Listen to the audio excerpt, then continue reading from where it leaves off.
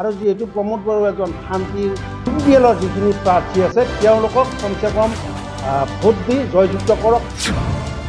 UPF-এ আপোনালোকে দেখিছে যে শাসনভাৰ লোৱাৰ কিছুদিন পিছতে অলপমান অস্থিৰ হৈছিলে সমাজখন।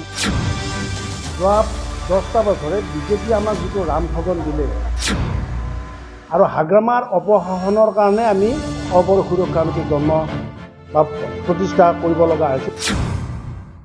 সাংবাদিক বন্ধুসকল, আজি আপোনালোকক আমন্ত্ৰণ কৰাৰ বিশেষ এটা উদ্দেশ্য। প্ৰথমতে মই চিনাকি কৰি দিছোঁ, মই অপৰ সুৰক্ষা সমিতিৰ প্ৰাক্তন সম্পাদক যোগেশ্বৰ কলিতা। শেহতীয়াভাৱে মই UPPL-ত যোগদান সম্পৰ্কে এটা বিষয় চলি আছে। সঁচা কথা, মই UPPL দলক সমৰ্থন কৰিছোঁ এইকাৰণে, মই মানে কি আমি অপৰ সুৰক্ষা সমিতিয়ে এইকাৰণে যে যোৱা 10টা বছৰে বিজেপি আমাক যিটো ৰামঠগন দিলে, PTCৰ পৰা গাঁও কৰ্তনে কওক বা অন্যান্য বিষয়তে হওক, গতিকে এই গোটেই কথাখিনি চালি জাৰি চাই আমি শেহতীয়াভাৱে সিদ্ধান্ত ল'লোঁ যে প্ৰমোদ বড়োই শাসনভাৰ লৈ যিটো শান্তি প্ৰতিষ্ঠা কৰিলে, PTCৰ গাঁও কৰ্তনৰ কাৰণে বিটিআৰ চুক্তিত যিজনে অন্তৰ্ভুক্ত কৰি BTCৰ এটা শান্তিৰ পৰিৱেশ স্থাপন কৰিলে, বড়োলেণ্ড ইছ্যু তেওঁ ডিলেট কৰি দিলে, অৰ্থাৎ নাইকিয়া কৰি দিলে। গতিকে এই গোটেই কথাবিলাক চাই আমি প্ৰমোদ বড়োৰ যিটো UPPL দল তেওঁক সমৰ্থন কৰিছোঁ আৰু আমি ৰাইজক অনুৰোধ জনাম, আহ্বান জনাম যে BTC শান্তি আৰু উন্নয়নৰ স্বাৰ্থত হাগ্ৰামাৰ যিটো অপশাসন আৰু হাগ্ৰামাৰ অপশাসনৰ কাৰণে আমি অপৰ সুৰক্ষা সমিতি জন্ম বা প্ৰতিষ্ঠা কৰিব লগা হৈছিল। গতিকে তাৰপিছত কিন্তু প্ৰমোদ বড়োৰ দিনত আমি গোটেইখিনি শান্তি পৰিৱেশ, বড়োলেণ্ড ইছ্যু নাইকিয়া, অসম বিভাজনৰ যিটো ষড়যন্ত্ৰ এইবিলাক নাইকিয়া কৰিলে আৰু বিটিআৰৰ পৰা গাঁও কৰ্তনৰ বিষয়টো বিটিআৰ চুক্তিত সন্নিৱিষ্ট কৰিলে। এতিয়া এই গোটেই কথাখিনি কিন্তু কাৰ্যকৰী কৰা নাই বিজেপি চৰকাৰে। সেইকাৰণে আমি বিজেপি চৰকাৰৰ প্ৰতিবাদত বা বিৰুদ্ধত ইয়াতে এই সংবাদমেল আয়োজন কৰিছোঁ। গতিকে মই ৰাইজক UPPL-ৰ গোটেই কেণ্ডিডেটৰ লগতে প্ৰমোদ বড়ো আৰু আমাৰ গোৰেশ্বৰ সমষ্টিৰ যে পবিত্ৰ বড়ো, এই দুজনক জয় কৰাৰ লগতে সমগ্ৰ BTCৰ UPPL-ৰ প্ৰাৰ্থীক জয় কৰাৰ কাৰণে মই সমূহ ৰাইজক বা প্ৰতিটো জাতি জনগোষ্ঠীৰ ৰাইজক আমাৰ শান্তিৰ স্বাৰ্থত, আমাৰ উন্নয়নৰ স্বাৰ্থত, আমাৰ ভাতৃত্ববোধ বজাই ৰখাৰ স্বাৰ্থত মই আহ্বান জনালোঁ। গতিকে আজিৰ সংবাদমেলখনৰ মুখ্য উদ্দেশ্য এইখিনিয়ে।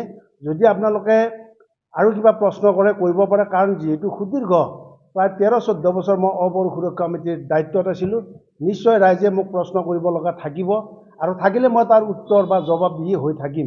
কিয়নো ইয়াত কিছু আৰ্থিক লেনদেনৰ কথা আছে, মই পলাই নাযাওঁ। গতিকে গোটেই কথাবিলাক সুপ্ৰিম কোৰ্টৰ পৰা হাইকোৰ্টলৈকে ক'ত কি খৰচ হৈছে, এই গোটেই কথাবিলাক ৰাইজৰ ওচৰত মই দায়বদ্ধ হৈ ৰম। কিন্তু শেহতীয়াভাৱে যিহেতু নিৰ্বাচন সমাগত, এই নিৰ্বাচনত আমি UPPL দলক সমৰ্থন কৰি এই সংবাদমেলৰ আয়োজন কৰিম। হয়, এই কথাটো আপোনালোকৰ ঠিকেই আছে যে মই আচলতে কংগ্ৰেছ দলৰ প্ৰাৰ্থী হিচাপে আবেদন কৰিছিলোঁ, কিন্তু কংগ্ৰেছৰ যিটো BTCৰ প্ৰতি যিটো অনীহা, যিটো অমনোযোগিতা, এই কাৰণে কংগ্ৰেছৰ পৰা মই লগে লগে পদত্যাগ কৰিছোঁ। কাৰণ আজি চাওক, কংগ্ৰেছৰ ইয়াত এটা গণভিত্তিক গঢ় লৈ উঠিছিল আৰু আমি যথেষ্টখিনি কাম কৰিছিলোঁ, কিন্তু কংগ্ৰেছৰ যিটো অদূৰদৰ্শী চিন্তা চৰ্চা, তাৰ কাৰণে মই কংগ্ৰেছৰ পৰা লগে লগে পদত্যাগ কৰি দিছোঁ। আৰু পদত্যাগ কৰাৰ পিছতে মাননীয় প্ৰমোদ বড়োৱে আমাৰ লগত যোগাযোগ কৰিছিল, এটা চাহ মেলৰ আয়োজন কৰিছিল আৰু তাত মই উপস্থিত আছিলোঁ আৰু মোৰ বন্ধু কেইজনমান আছিল, আৰু তাত আনুষ্ঠানিকভাৱে নহ'লেও তেওঁ তাত আমি যোগদান কৰাটো সঁচা কথা।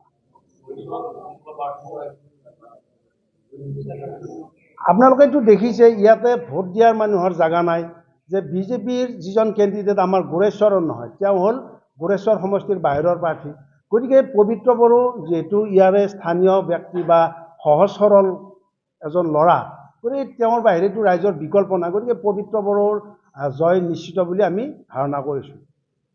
আৰু এটা কথা দাদা চলছে মানে কি অবড়ো নিচিনা দল এটাক নেতৃত্ব দিয়া যোগেশ্বৰ কলিতাই দল বাগৰৰ ৰাজনীতি কৰিছে বুলি নাই, দল বগৰাটো আমি নাই, আগতে কৰা নাই। কংগ্ৰেছত জইন কৰিছিলোঁ, কংগ্ৰেছত জইন কৰাৰ পিছত কংগ্ৰেছে যেতিয়া নেকি ইয়াতে কোনো ধৰণৰ, আনকি কংগ্ৰেছ নেতৃত্বক মই সমালোচনা কৰিব যোৱা নাই, কংগ্ৰেছৰ আমাৰ প্ৰাৰ্থী দাবীদাৰ আছিল 8জন। এই 8জন প্ৰাৰ্থীক লৈ তেওঁলোকে 2 মিনিট সময় বা 10 মিনিট সময় আলোচনা কৰাৰো তেওঁলোকৰ সময় নহ'ল, বা এটা ফোন কৰিও আমাৰ লগত যোগাযোগ নকৰিলে। কিন্তু একে সময়তে প্ৰমোদ বড়ো প্ৰাক্তন চিফ তেওঁ যিহেতু আমাক এটা সন্মান দিছে আৰু আমাৰ যিখিনি দাবী দুবা আছে তেওঁ মানি ল'ম বুলি কথা দিছে, গতিকে ইয়াতে আন্দোলনৰ নামত আন্দোলন নকৰি আৰু দল বাগৰা বুলি যিটো বদনাম, আমি দল বাগৰি ফুৰা নাই, আগতে বহুত বদনাম ওলাইছিল, কিন্তু আমি এটা স্থিতিত উপনীত হৈছোঁ। স্থিতি হ'ল যে BTCত সৰ্বভাৰতীয় ৰাজনৈতিক দলৰ প্ৰাসংগিকতা মই আজিৰ তাৰিখত নাই বুলি অনুভৱ কৰিছোঁ, সি বিজেপিয়ে হওক সি কংগ্ৰেছেই হওক। গতিকে এই সৰ্বভাৰতীয় যিটো ৰাজনৈতিক দলৰ এই ক্ষুদ্ৰ ক্ষুদ্ৰ জাতি জনগোষ্ঠী ক্ষুদ্ৰ ক্ষুদ্ৰ অঞ্চলৰ প্ৰতি যিটো অনীহা, যিটো অমনোযোগিতা, সেইকাৰণে আমি ইয়াতে আঞ্চলিক শক্তিক প্ৰাধান্য দি আঞ্চলিক শক্তিকে আৰু উত্থান হোৱাটো মই বিচাৰোঁ।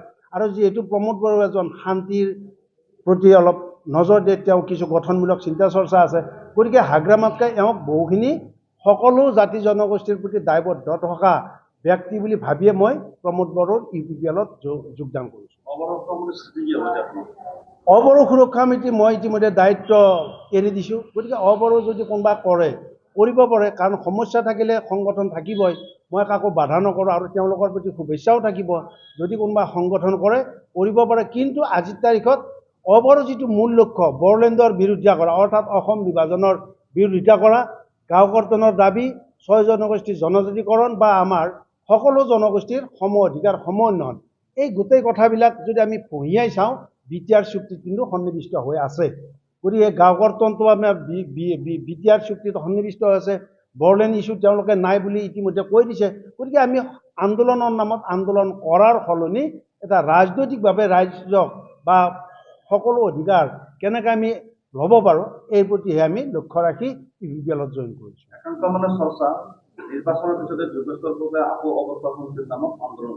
যোগেশ্বৰ কলিতা আৰু অবড়ো সুৰক্ষা সমিতি আন্দোলন নকৰে, আপোনালোকৰ সন্মুখত অতি স্পষ্টভাৱে ক'লোঁ। কিন্তু অবড়ো সুৰক্ষা সমিতিৰ মই এজন হিতাকাংক্ষী হৈ থাকিম, কাৰণ মই আপোনালোকক কৈছোঁ যেতিয়ালৈ প্ৰতিটো জাতি জনগোষ্ঠীৰ সম অধিকাৰ সম উন্নয়ন নাথাকে বা নহয়, তেতিয়ালৈকে সংগঠন বা নতুন পুৰুষে চিন্তা চৰ্চা কৰিব। ৰাজনৈতিক অধিকাৰ যদি প্ৰমোদ বড়োই দিয়ে, নিশ্চয় এইবিলাক যেনেকৈ আজি BTR চুক্তিত গাঁও কৰ্তনৰ বিষয়টো সন্নিৱিষ্ট হৈ আছে, গতিকে BTRৰ গাঁও কৰ্তনৰ নামত আন্দোলন হোৱা নাই বিগত 6 বছৰ ধৰি।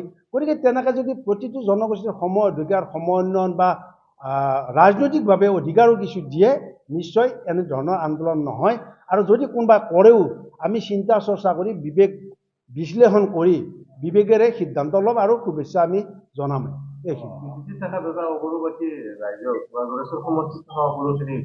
আপুনি কি আহ্বান জনাব? আৰু ইতিমধ্যে BPFৰ প্ৰতি মহাভংগ হৈছে, মানে মাইনৰিটি যিখিনি লোক আছে সেইখিনি NDAত জড়িত কৰাৰ লগে লগে BPFৰ প্ৰতি মহাভংগ হৈছে, গতিকে কি আহ্বান জনাব? চাওক, প্ৰতিটো জাতি জনগোষ্ঠীক মই অবড়ো বুলিয়ে নকওঁ, পবিত্ৰ বড়ো এজন অতি সাধাৰণ অতি দুখীয়া ল'ৰা, গতিকে পবিত্ৰ বড়োক যদি আমি জয় কৰিব পাৰোঁ, প্ৰমোদ বড়ো এটা সাধাৰণ পৰিয়ালৰ ল'ৰা, তেওঁক যদি আমি জয় কৰি কিছু শক্তি আমি দিব পাৰোঁ, নিশ্চয় বিজেপিৰ নিচিনা সাম্প্ৰদায়িক শক্তিক প্ৰতিহত কৰাৰ এটা মাধ্যম হ'ব।